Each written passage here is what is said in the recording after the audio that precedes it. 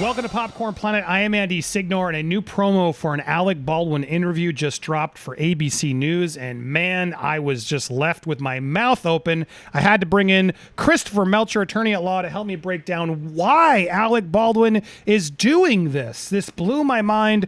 I shared the promo with you, Christopher, but I want to watch it again, start and stop a little bit so we can give our commentary here. But this is a promo for an exclusive ABC News special that will premiere tomorrow night and then stream on Hulu, where Alec Baldwin they're asking him all the questions, Christopher. It's like they're doing a deposition live on ABC. So let's see this. Oh, hold on. Everyone who worked with and liked by everyone who worked with and admired. Talking about Halyna. I mean, even now, I find it hard to believe that. It just doesn't seem real to me. You haven't said much in public since that tragic accident. Why speak out now? That's the biggest question I want to ask, and I'm just pausing here a few moments so we are giving you clear legal commentary to play this trailer. I think the big question, and the one you must have asked yourself 1,000 times, how could this have happened? You've described it as a 1 in a trillion shot, and the gun was in your hand. How do you come to terms with that? I mean, the emotion on display here is unreal. And I can't tell. We had Lewis on earlier. He's like, I hate this because it all seems like a PR play. Even the way it's lit, it's all acting. Is this all just a trick? It wasn't in the script for the trigger to be pulled. Well, the trigger wasn't pulled. I didn't pull the trigger. The trigger wasn't pulled? So you never pulled the trigger? No.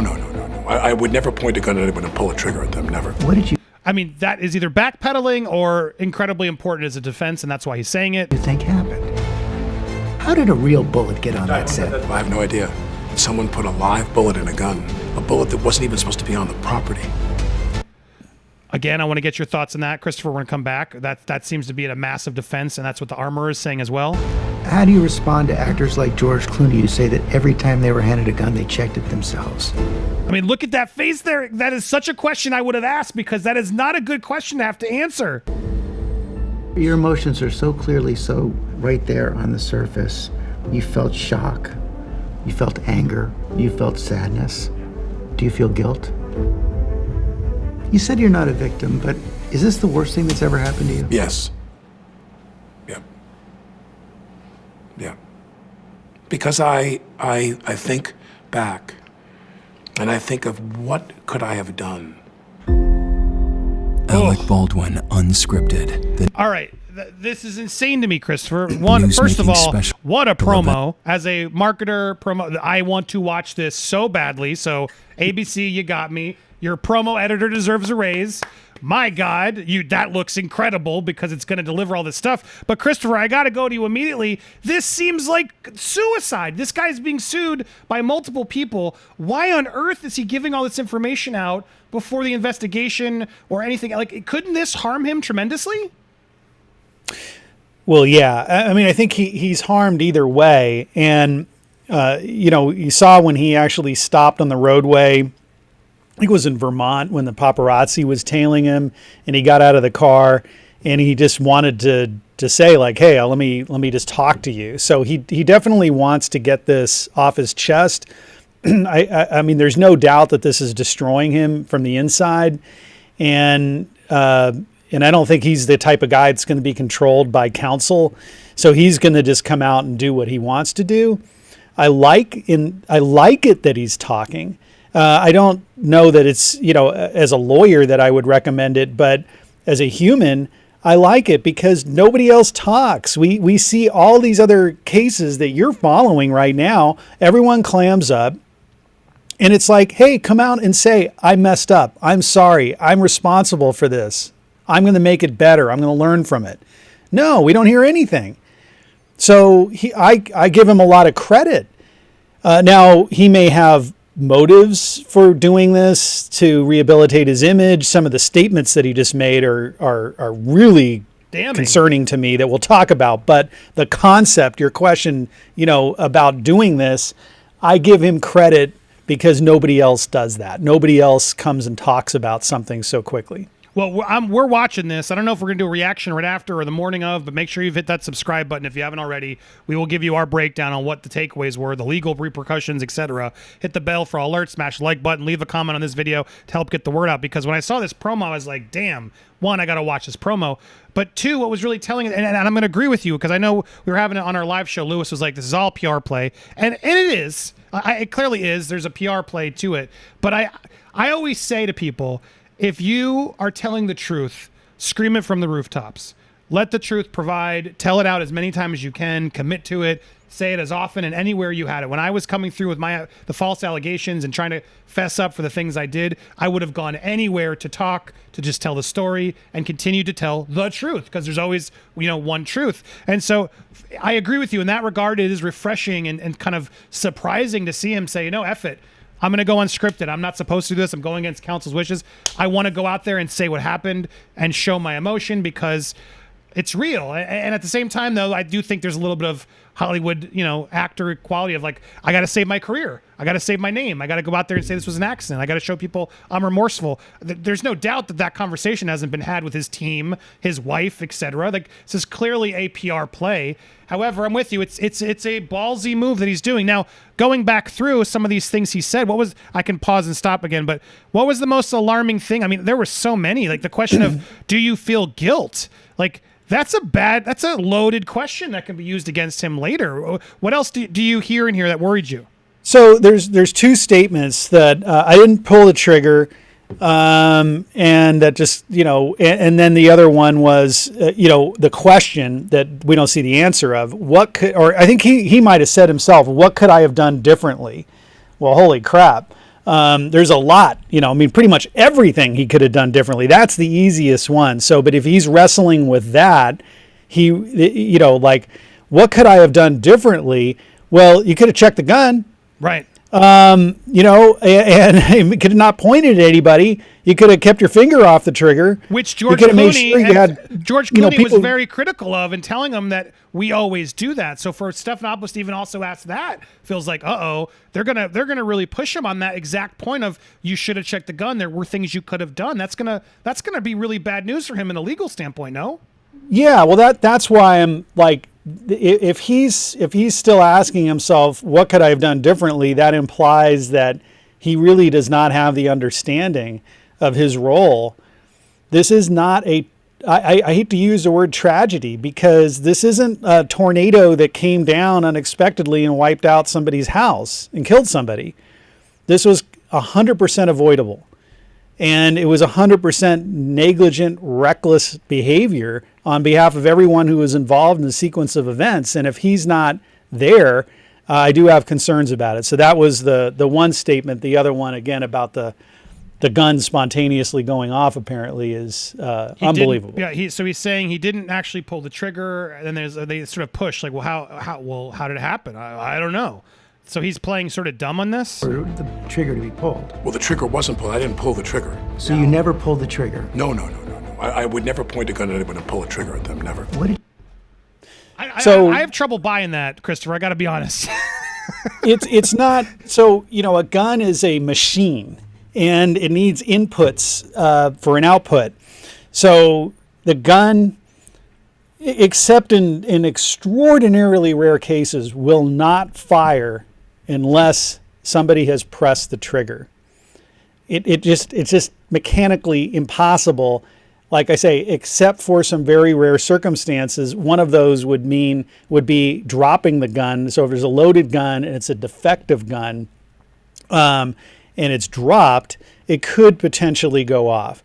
Or if it's a gun, and again, it would really be a defect in the gun while it's being loaded. Sometimes some guns, like a shotgun, sometimes you're racking around and it would go off if it's defective. But here, this is not indicated at all. What I imagine he's going to say is, I was cross-drawing the gun, so taking it from the side, and as I was pulling it out, I accidentally hit the trigger. That's my guess is what he's going to say. Right, pulling and accidentally pushing, I guess, is what the semantics he's going to try and argue. I don't feel like both of them are your fault. Like, it's in your hand, you didn't check it. rehearsal or not, whatever the scenario was, you're in trouble. And so for him to have, I mean, I want to commend him. I'm glad he's talking, trying to give us information. However, this isn't a proper criminal investigation that's happening, and I do believe he holds some responsibility. So it's a really weird step to put this out there the way he's doing it, because do you think this could have legal repercussions for him? Well, yeah. I mean, we don't know if he's charged. The Santa Fe Sheriff's Department just issued a search warrant yesterday for the provider of the bullets, right, and the rounds, and so. We were wondering, like, well, what's going on with that case, and like, why haven't they charged? Don't they have enough? Well, they're still looking at stuff, and they want to know, like, exactly how that live round got on there. So they're still actively investigating this. He's nowhere out of the clear, and whatever he's saying here will be used against him. Now, there's going to be outtakes, and that's something that we've seen. Prosecutor or defense attorney try and get outtakes of interviews, but generally the press can keep those outtakes for themselves.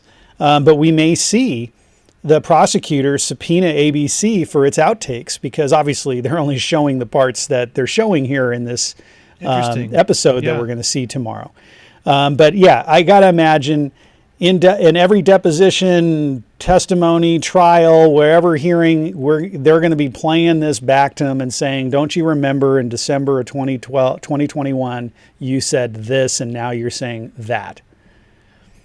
Yeah, I mean, and then there's going to be a lot of critics. Lewis was one of them. Our own Lewis of our report was like, look, it all feels too forced. The way the lighting is there to sort of show him as conflicted. One side's dark, one side's not.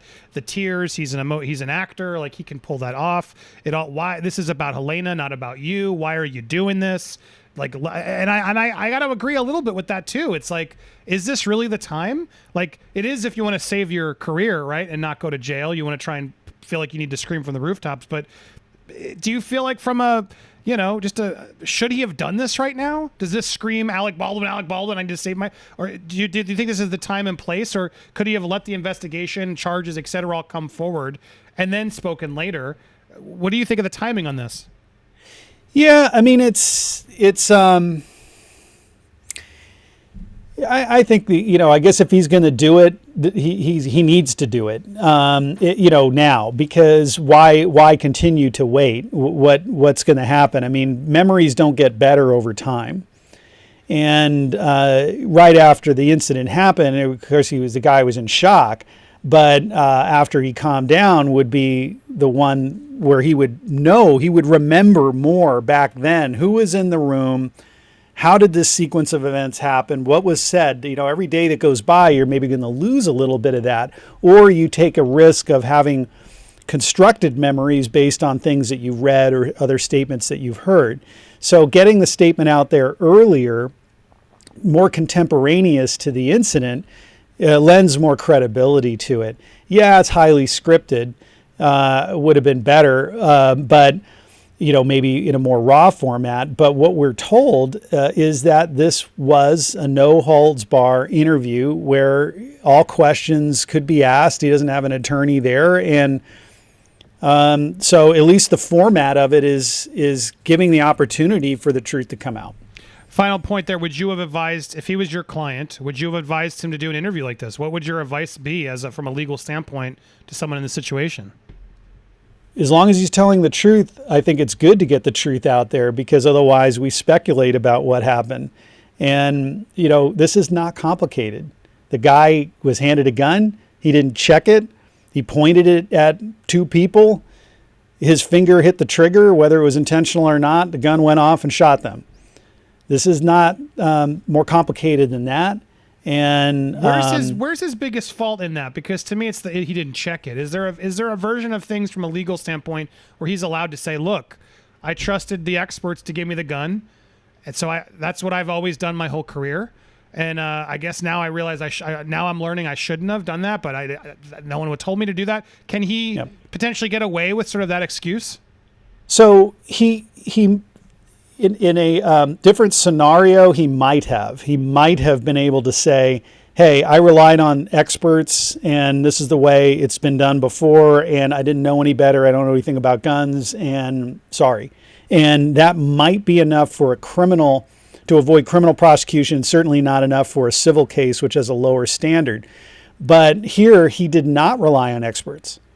He relied on somebody who was completely unqualified, Hannah, and a David Halls, who was not even supposed to be in this chain to begin with as his first assistant director. And there were prior safety violations involving firearms on this very set. So factually, he did not rely on experts. Right, so he's in trouble is the bottom line. So it'll be very interesting to see this special and see what comes out of it. They're even calling it a news-making special, so clearly ABC News as well. But it does seem this is unscripted in that they're asking the questions, the hard questions that I'd want to be asked. So I got to say, they roped me in there. I will be tuning in. We will be covering that for you as well. Make sure you also subscribe to Christopher Melcher over on YouTube. You can find there at youtube.com/ccmesq. Thank you for always being here. We got another video that's coming. It's stuck in the YouTube algo, but about the Jeffy case, we got some insight on that'll be dropping later today or tomorrow. Stay tuned. Make sure you hit that subscribe button if you haven't already. Thank you guys for watching. We'll keep you updated on this special as it drops tomorrow. Thanks for watching, everybody.